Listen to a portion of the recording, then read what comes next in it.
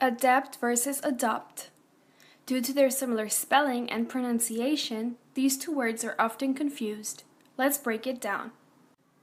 Adapt is used as a verb and refers to the action of taking something and changing it for a special purpose. For example, a screenwriter successfully adapts the book to make it work as a movie. Adopt is also used as a verb, but has a different meaning. It refers to the action of taking something and using it or making it your own. For example, because they couldn't have children of their own, they decided to adopt a child. So remember, adapt means to change something for a special purpose, and adopt means to make something your own. That's it for today. See you next time.